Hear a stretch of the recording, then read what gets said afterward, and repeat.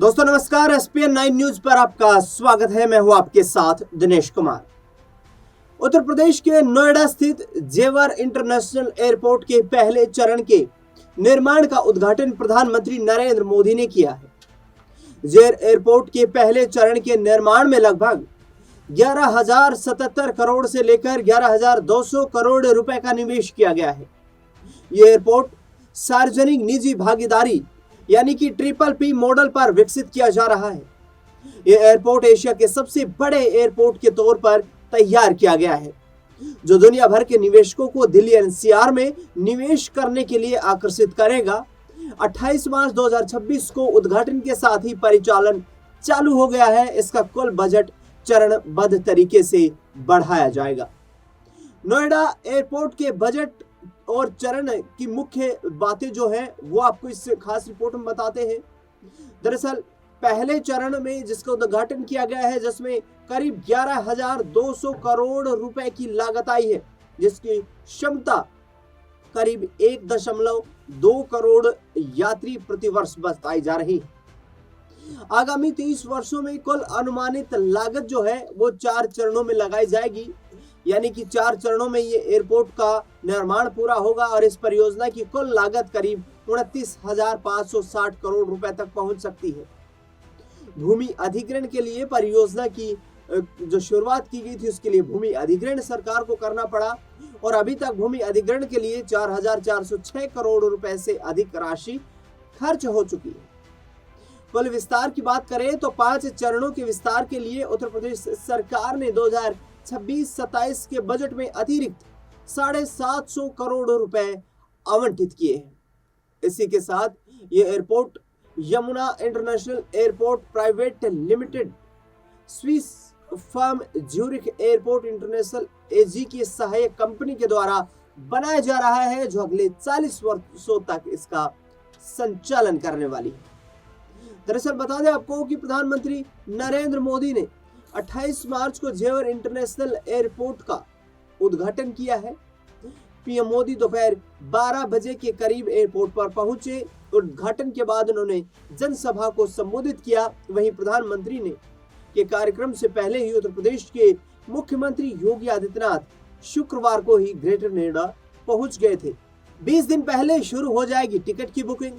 पहली उड़ान कब होगी, कि शहर के लिए होगी, इसका निर्धारण उद्घाटन समारोह के बाद जल्द ऐलान किया जाएगा। तिथि निर्धारित होते ही 15 से 20 दिन पहले टिकटों की बुकिंग और बिक्री शुरू हो जाएगी। अप्रैल के मध्य में कमर्शियल फ्लाइटों की बुकिंग शुरू हो जाएगी। विदेशी उड़ानों के लिए भी लगातार बातचीत चल रही है। सरकार अंतरराष्ट्रीय उड़ानों के लिए भी विमानन कंपनियों से लगातार संपर्क कर रही है।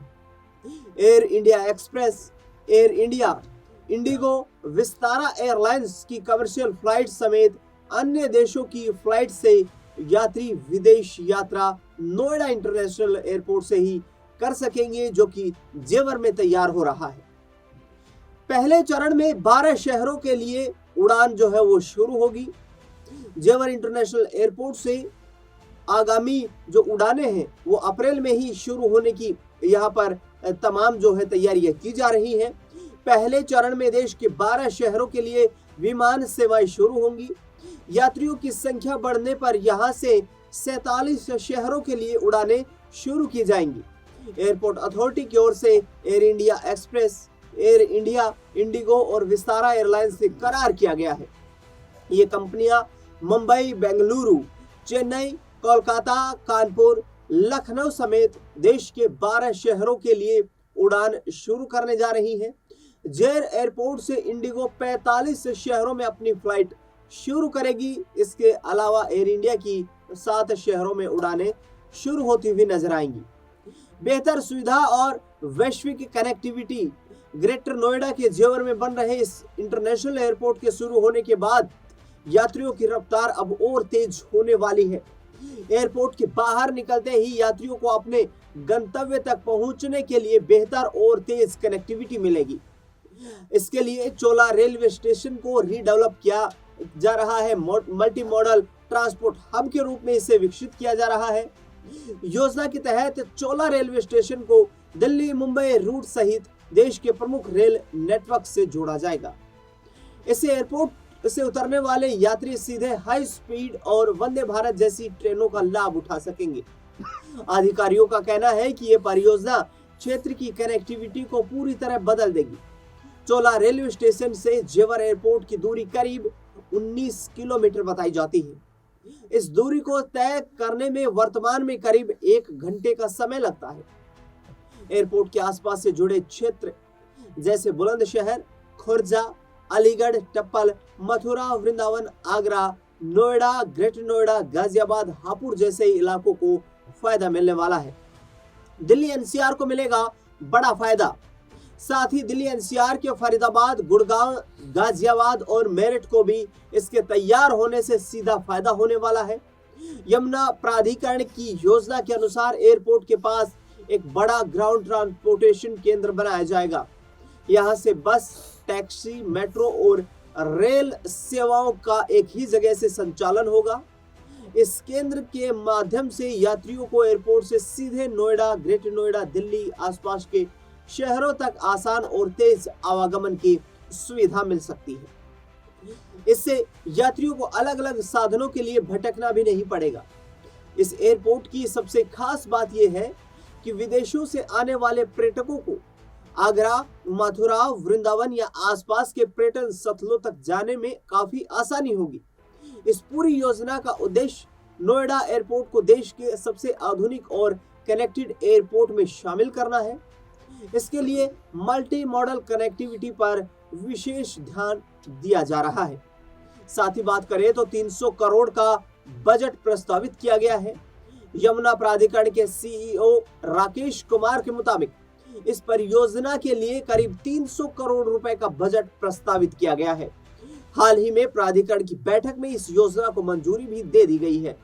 उनका कहना है कि इस बजट का उपयोग रेलवे इंफ्रास्ट्रक्चर को बेहतर बनाने और कनेक्टिविटी को मजबूत करने में किया जाएगा।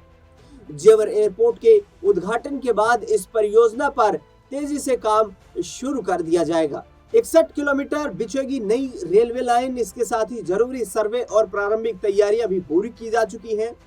परियोजना के तहत रेलवे नेटवर्क को मजबूत करने के लिए नई लाइन बिछाने की भी योजना है। अधिकारियों के मुताबिक चोला और रबुपुरा के बीच करीब 61 किलोमीटर तक नई रेलवे लाइन विकसित की जाएगी। इससे न सिर्फ यात्री ट्रेनों का संचालन आसान होगा, बल्कि माल ढुलाई की सुविधा भी बेहतर होगी।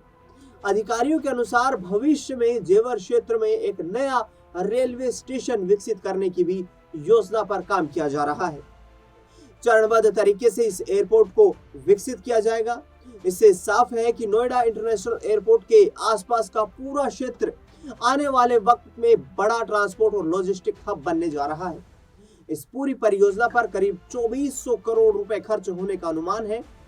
अधिकारियों के अनुसार इसे चरणबद्ध तरीके से विकसित किया जाएगा और करीब आगामी 3 साल में इसे पूरा करने का भी लक्ष्य रखा गया है।